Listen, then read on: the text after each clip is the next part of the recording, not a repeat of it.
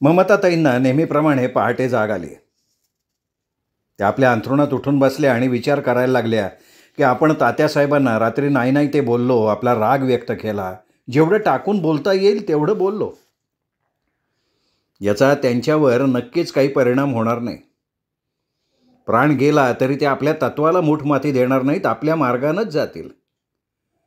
मी राग असाच धरून ठेवला तर कैलासाबा हिंगोलीला गेल्यावर नानांना, लता अक्काला सगळं काही सांगेल आणि मग ते आपली काळजी करत बसतील.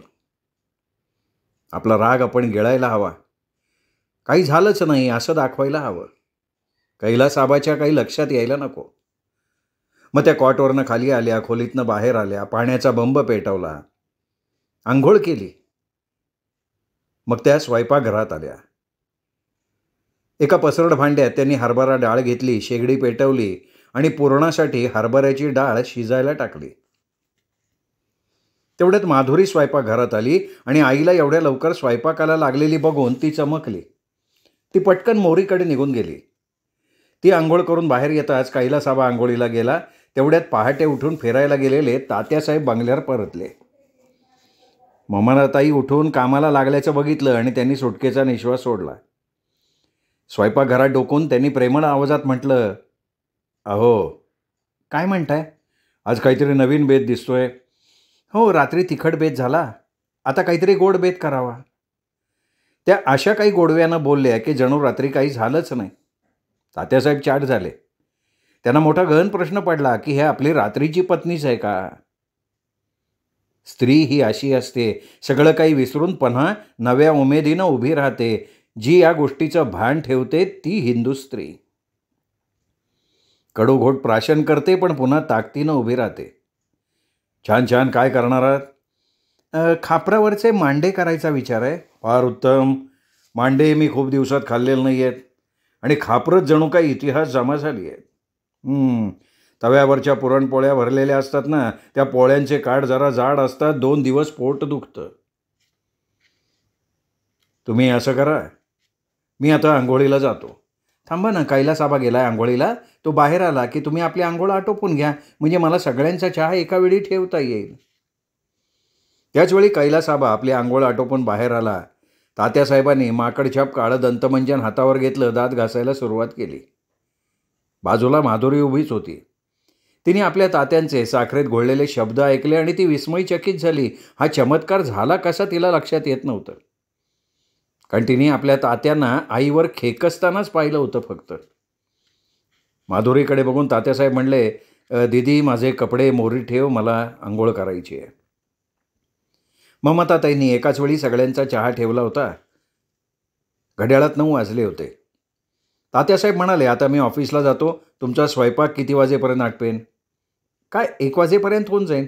ठीक आहे, मी 1:30 वाजता येतो जेवायला. या. संपतला 12 वाजता पाठवा.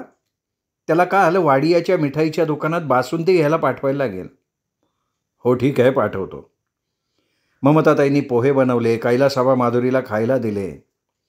माधुरी म्हणाली, आई मी छोट्या सुट्टीत जेवायला येईन, चालेल?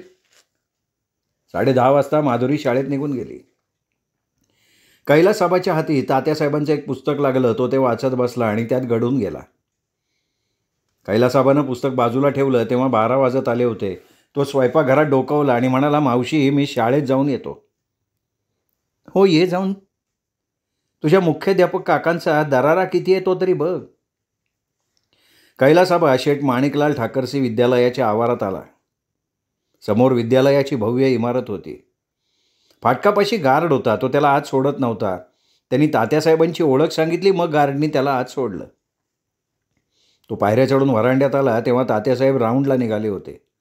वर्गाजवळून जात होते, आत डोकावत होते. सर्वत्र स्मशान शांतता पसरलेली होती. वर्गातून फक्त शिक्षकांचा शिकवण्याचा आवाज येत होता. तात्यासाहेब 2-3 मजल्यांवर चक्कर टाकून खाली आले. व्हरांड्यात त्यांनी कैलासाबाला बघितलं.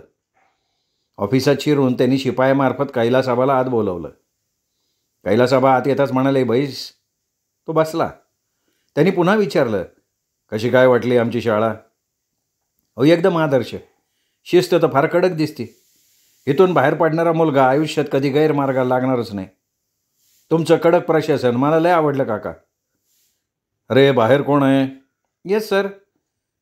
हे बघ संपतला त्वरित बंगल्यावर जायला सांग. सांगतो की सर. थोडा वेळ तात्याने ऑफिसातलं कामकाज बघितलं आणि मग घड्याळाकडे बघून म्हणाले, चल आपण बंगल्यावर जाऊ, तुझी मावशी जेवणासाठी प्रतीक्षा करत असेल. बोलता बोलता ते खुर्चीतनं उठले, ऑफिसातनं बाहेर पडले. पाठोपाठ कैलासाबा होताच. गार्डनं कडक सॅल्यूट ठोकला. त्यांनी हात हलवून तो स्वीकारला. कैलासाबा मनोमन भारावला होता. बंगल्यावर ममताताईंनी जेवणाची जय्यत तयारी केली होती. माधुरीसुद्धा आली होती. वाढलेल्या ताटात खरपूस मांडे बघून तो खुश झाला.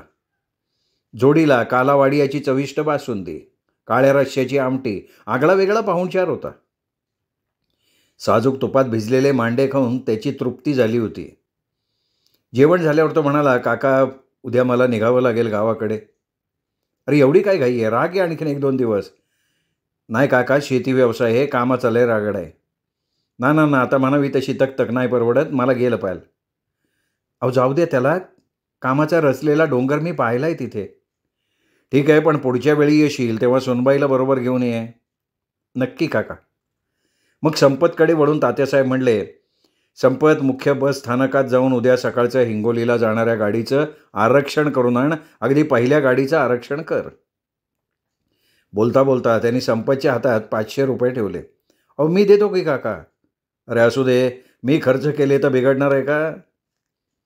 संपत सायकलीवरून मुख्य बस स्थानकाकडे निघून गेला. दुसऱ्या दिवशी सकाळी सकाळी कैलासाबा गंगापूर हिंगोली गाडीत बसलेला होता. तो शुक्रवारचा दिवस होता. तिसरी तासिका संपली होती. तासिका संपल्यावर लहान सुट्टी होते. सगळा शिक्षक वृंद शिक्षक दालनात बसलेला होता. आपापसात सहज चेष्टा मस्करी चालू होती. मधून विनोद होत होते. हास्याचे फवारे उडत होते. त्याचवेळी हिवाळे सर आणि उन्हाळे सर यांची पैज लागली. जो पैज हरेल त्यांनी 60 शिक्षक वृंदांना मधल्या सुट्टीत चहा सामोसे द्यायचे, अशी ती पैज. पैजेचा विषय असा होता, शिवाजी महाराजांनी पन्हाळगडावरून निष्ठूर घोडखिंड गाठली. सिद्धी जोहरचा जावई मसूद त्यांचा पाठलाग करत होता. तेव्हा बाजीप्रभू देशपांडेंनी महाराजांना ती खिंड थोपून धरायचं वचन दिलं होतं. गनिमाला बाहेर पडू देणार नाही असं शपथेवर सांगितलं होतं. त्यावेळी महाराजांनी घोडदौड करून कुठल्या गडाचा आश्रय घेतला होता. हिवाळे सरांचं म्हणणं होतं विशाळगड, तर उन्हाळे सरांचं म्हणणं होतं किल्ले पुरंदर. दोघेही आपापल्या मतावर ठाम. इतिहासाच्या विषय शिक्षकांनी आपला कौल विशाळगडावर दिला होता, पण उन्हाळे सरांना ते मान्य नव्हतं. ते आपल्या मतावर ठाम. मग इतिहासाचं क्रमिक पुस्तक मागवण्यात आलं. खात्री करून घेण्यात आली. उन्हाळे सरांनी आपण पैज हरल्याचं मान्य केलं. मधली लांब सुट्टी अर्ध्या तासाची होती. एकही हॉटेल जवळपास नव्हतं. शहरात 500 यार्डावर एक हॉटेल होतं. सुट्टी झाल्या ते सगळे शिक्षक वृंद त्या हॉटेलला गेले. 60 लोक म्हटलं की वेळ लागणारच ना. 60 सामोसे तळण्यात वेळ बराच गेला. त्या हॉटेलवाल्यानं घाईगर्दी करून ते पुरवले. चहा पुरवण्यात परत वेळ गेला. इकडे शाळेची बेल झाली. सगळा शिक्षक वृंद गडबडीनं शाळेकडे निघाला. ते शाळेच्या फाटकापाशी आले तेव्हा सेकंड बेल झाली. एकही शिक्षक शाळेत उपस्थित नाही म्हणून मुख्याध्यापकांनी सगळ्या शिपायांना सांगून वर्ग खोल्यांना कुलूप घालायला सांगितली. शिपायांनी सगळ्या वर्ग खोल्यांना कुलूप घातली. मुख्याध्यापक हातात छडी घेऊन आवारात उभे राहिले. 1200 विद्यार्थी दूर आवारात उभं राहून गंमत बघायला लागले. नवीन लागलेल्या शिक्षकांची तर तारांबळ ओढली होती. त्यांच्या जीवात जीव नव्हता. तो शिक्षकांचा तांडा समोर आला. मुख्याध्यापक काहीशा धारदार आवाजात म्हणाले, विद्यार्थी शाळेत थोडा उशिरा आला तर आपण शिक्षक त्याला शिक्षा करतो. तुम्ही सगळेजण शाळेत 5 मिनिटं उशिरा आलात. बोला, तुम्हाला काय शिक्षा करायची? कान धरून उठाभाषा काढायला लावाव्यात का कान धरून आवारातनं पळवायला लावावं? तुम्हाला कुठली शिक्षा मान्य आहे?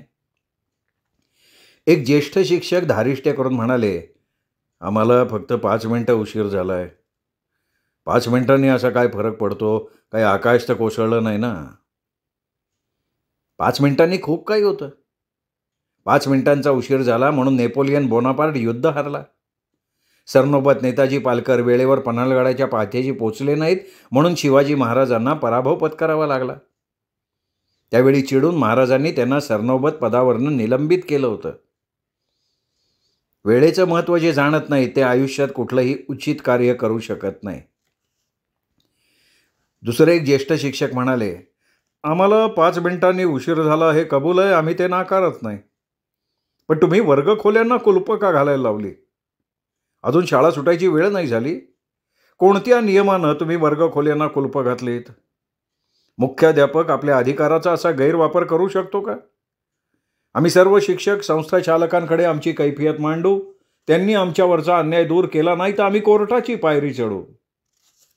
सर, दुसरे एक जाणकार शिक्षक म्हणाले, सर, आधी शिपायांना सगळ्या वर्गखोल्या उघडायला लावा, नाहीतर हे प्रकरण तुमच्या अंगाशी येईल. तुम्ही होरपळून निघाल. तुमच्या पाठीशी कोणी उभी राहणार नाही सर, एकटे पडाल तुम्ही. संस्था चालकांकडनं योग्य न्याय मिळाल्याशिवाय आम्ही लोक गप्प बसणार नाही. सगळे विद्यार्थी आवारात बाहेर उभे आहेत. आपल्या गुरुजनांची विटंबना ते उघड्या डोळ्यांनी बघतायत आणि हा आमच्या शिक्षकांचा फार मोठा अपमान आहे. आम्ही लोक गप्प बसणार नाही. मुख्याध्यापक तात्यासाहेबांनी भावनेला बळी पडून हा निर्णय घेतला होता. त्यांना आपली चूक कळून चुकली. त्यांनी शिपायांना ताबडतोब वर्गखोल्या उघडायला लावल्या. विद्यार्थ्यांना आपापल्या वर्गात जायला सांगितलं. विद्यार्थी आपापल्या वर्गात ताबडतोब गेले आणि मग शिक्षकांकडे बघत ते म्हणाले, ज्या शिक्षकांना तासिका असतील त्यांनी आपापल्या वर्गाचा ताबा घ्यावा. आपण गुरुजनांचा विद्यार्थ्यांसमोर अपमान झाला त्याचं काय? संस्था चालकांनी विचारणा केल्यानंतर मी त्यांना त्याचा जबाब देईन. मुख्याध्यापक या नात्याने मी तुम्हाला आज्ञा करतो, माझ्या आज्ञेचं उल्लंघन झाल्यावर घोर परिणामाला सामोरं जायला लागेल. ज्या ज्या शिक्षकांना तासिका होत्या ते आपापल्या वर्गात निघून गेले. 2 शिक्षकांनी लावलेल्या पैजेमुळे हे असं महाभारत घडलं होतं. या घटनेची चर्चा गंगापूर शहरभर झाली होती.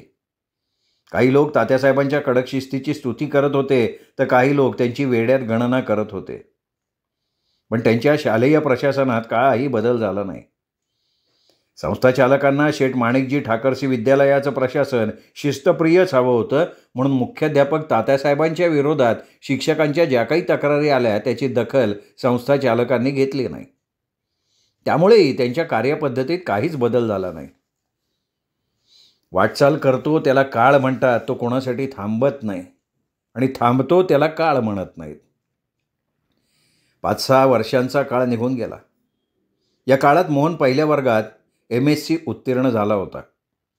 भौतिकशास्त्र हा त्याचा मुख्य विषय होता. त्यांनी भौतिकशास्त्राचा गाढा अभ्यास केला होता. त्याची वृत्तीच संशोधकाची होती. अरिस्टॉटल, गॅलिलिओ, न्यूटन या शास्त्रज्ञांविषयी त्यांनी भरपूर वाचलं होतं. त्यांच्याविषयी त्याच्या मनात अपार श्रद्धा होती आणि त्यांच्या पावलावर पाऊल ठेवून त्यांनी विज्ञानात संशोधन करायचा निर्धार केला होता. त्यासाठी त्यांनी पुण्याच्या डॉक्टर भाभा अणुसंशोधन केंद्रात प्रवेश घेतला. एक संशोधक शास्त्रज्ञ म्हणून त्याने आपल्या कार्याला आरंभ केला. त्याला पुण्यात सरकारी निवासस्थान राहायला मिळालं होतं. त्या केंद्रात त्याला विशिष्ट अधिकाऱ्याची जागा मिळाल्यानं पगारही चांगला होता.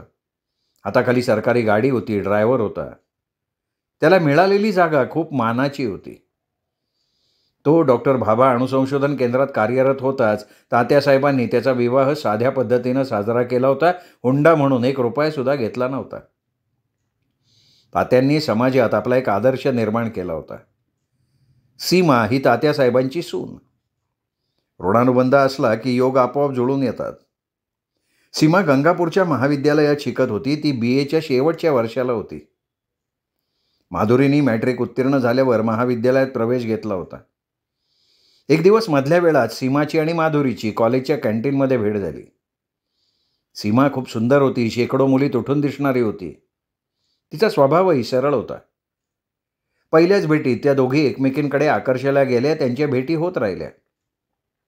एकमेकीत जवळीक केव्हा निर्माण झाली दोघींनाही कळलं नाही. एक दिवस जरी गाठभेट झाली नाही तरी त्या दोघींना चुकल्यासारखं वाटत असे. एक दिवस कॉलेज सुटल्यानंतर सीमा माधुरीबरोबर बंगल्यावर आली. तात्यासाहेब घरीच होते. चहापान झालं. त्या दोघी गप्पा मारत बैठकीत शिरल्या. बैठकीत तात्यासाहेब सोफ्यावर बसलेले होते. माधुरी म्हणाली, तात्या, मी माझ्या मैत्रिणीची ओळख करून देते. ही सीमा देसले, TYBL आहे. असं आहे होय? सुंदर आहे तुझी मैत्रीण. काय नाव बाळा तुझं? मी सीमा देसले. वडिलांचं नाव? शिवाजी देसले. करंजळीत माध्यमिक शाळेत शिक्षक आहेत तेच का? हो सर. अरे मग देसले सरांना मी चांगलं ओळखतो. ते जरी दुसऱ्या संस्थेत असले तरी काही शैक्षणिक कार्यक्रमांच्या निमित्तानं आमच्या विद्यालयात ते येतात. आता तुझं हे शेवटचं वर्ष आहे ना? हो. आणखीन पुढे शिकायचं आहे? माझी इच्छा आहे, पण वडिलांनी पुढे शिकू दिलं तर. बरोबर आहे. त्यांनी लग्नाच्या बोहल्यावर चढवलं तर पुढच्या शिक्षणाला रामराम ठोकावं लागेल असंच ना? घरातल्या वडीलधाऱ्या लोकांचं काही सांगता येत नाही ना. आईची तर कुरबुर सुरूच झाली आहे. मग करून टाकायचं ना. बघू. दीदी तुझी मैत्रीण हुशार आहे बरं का. सुंदरतेला तिचा चांगुलपणा चांगला शोभून दिसतोय. तात्यासाहेब मी येते. बोलता बोलता ती वाकली, पाया पडली. ते भारावले होते. वडीलधाऱ्यांचा आशीर्वाद घ्यायलाच हवा ना. आईवडिलांनी तुझ्यावर चांगले संस्कार केलेले दिसतात. माझी आई धार्मिक वृत्तीची आहे. तिने माझ्याकडनं गीतेचा 16वा अध्याय पाठ करून घेतलाय. येते मी.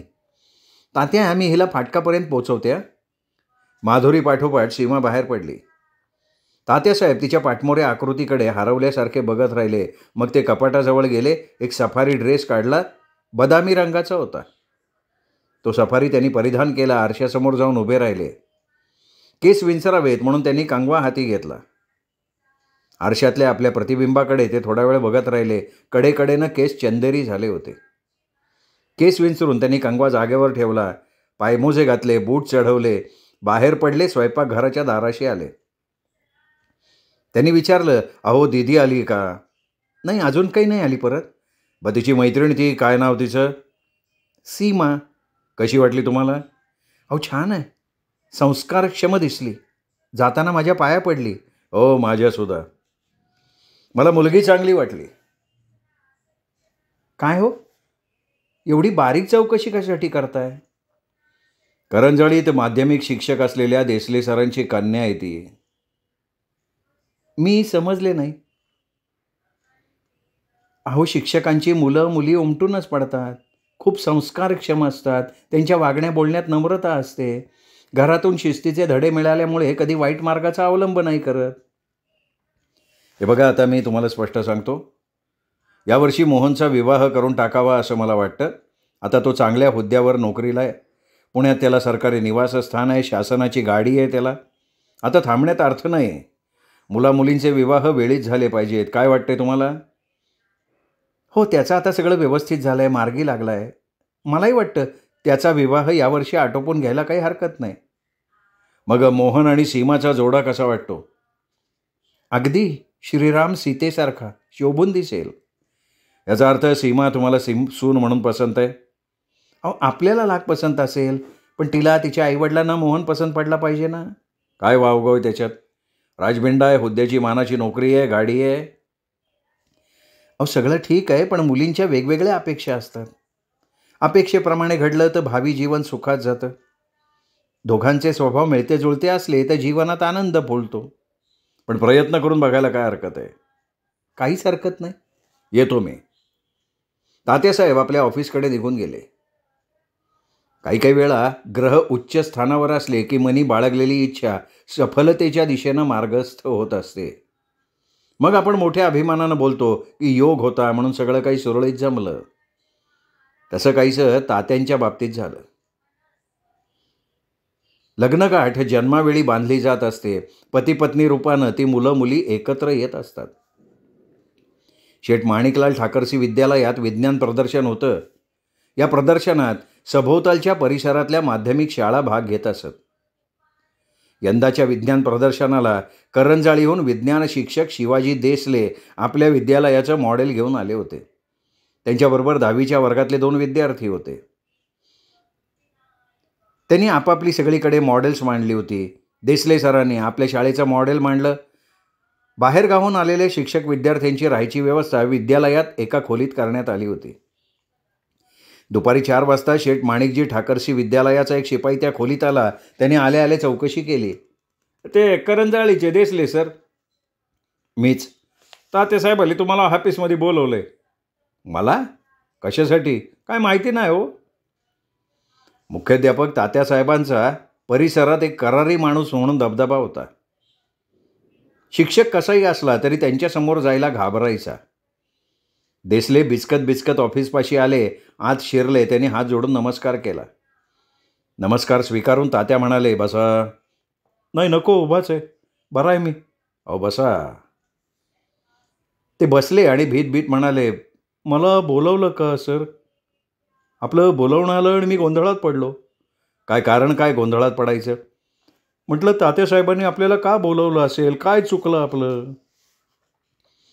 माझ्या संबंधीनं असाच गैरसमज होतो. तुमच्याकडे माझं महत्त्वाचं काम आहे. घाबरू नका.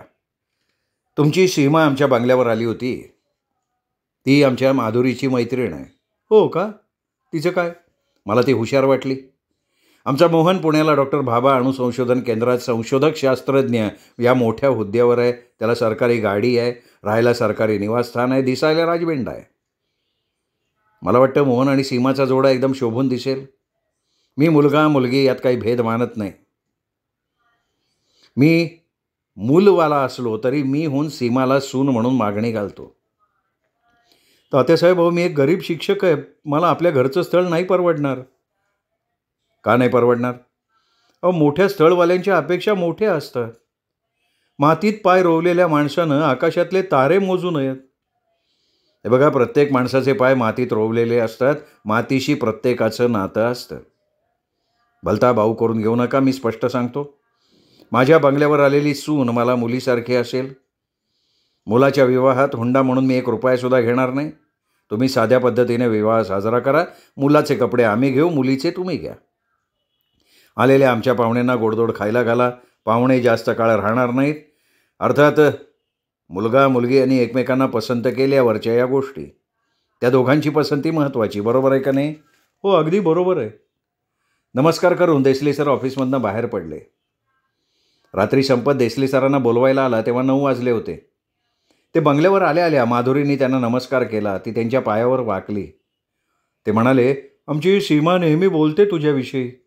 ती सांगते मला की गंगापुरात माझी जीवाभावाची मैत्रीण आहे. सीमा स्वभावानं शांत आहे. तिचा प्रेमळ स्वभाव मलासुद्धा आवडतो. ममताताईंनी त्यांना नमस्कार केला. म्हणाल्या, बसा हं, मी चहा ठेवते. नाही नको, चहा नको. ही काही चहा प्यायची वेळ नाही. अहो चहाला काही वेळ नाही लागत. चहा केव्हाही चालतो. असू द्या पण. ते तात्यासाहेबांबरोबर बैठकीत बसले. माधुरींनी पाणी आणून दिलं. मग इकडच्या तिकडच्या गप्पा सुरू झाल्या. आतमध्ये भोजनाची तयारी होताच माधुरी बोलवायला आली. हातपाय धुवून ते पाटावर बसले. माधुरीनं वाढलेली ताटं त्यांच्यासमोर ठेवली. तात्यासाहेबांनी ताटाला पाणी फिरवलं. डोळे मिटून हात जोडले. दोघांनी खायला सुरुवात केली. कोंबडीचं कालवण होतं. भलतंच लाजवाब झालं होतं माधुरींनी केलेलं. तात्यासाहेबांनी आग्रह करून करून वाढायला लावलं. बाहेरून कर्तव्य कठोर वाटणारे तात्यासाहेब आतनं मात्र खूप प्रेमळ वाटले देसलेंना. तात्यांच्या आदरातिथ्यानं ते भारावून गेले होते. भरपेट जेवण केलं. 10:30 वाजल्याचं बघून ते म्हणाले, तात्यासाहेब, पुढच्या गोष्टी योगायोगाच्या आहेत. मोहनला 1 दिवस करंजाळीला पाठवा. त्या दोघांची पसंती महत्त्वाची. अगदी बरोबर आहे. मी मोहनला कळवतो. 1 दिवस तो करंजाळीला येऊन जाईल. बैठकीतून बाहेर पडून ते स्वयंपाकघराच्या दाराशी आले. आत डोकवत म्हणले, हां येतो ताई, बरं का. देसले सर बंगल्याच्या पायऱ्या उतरून खाली आले. आपल्या मुक्कामाच्या खोलीकडे येताना रस्त्यानं ते त्या घरातली शिस्त, आदरातिथ्य याचाच विचार करत होते. खूप समाधानी झाले होते. 2 दिवसांचं प्रदर्शन आटपलं. देसले सर करंजाळीला निघून गेले. मध्ये 15 दिवसांचा कालावधी गेला. एक दिवशी सकाळी 10 वाजता मोहन मोटरसायकलनं करंजाळीला आला. रविवारचा दिवस. शिवाजी देसले सर घरीच होते. मोटरसायकल घरासमोर उभी राहताच त्यांनी मनोमन ओळखलं. ते घाईघाईत बाहेर आले. त्यांनी हात जोडून नमस्कार केला. तो म्हणाला, मी मोहन, तात्यासाहेबांनी आपल्याकडे पाठवलं म्हणून आलो. कालच मी आलो पुण्याहून गंगापूरला.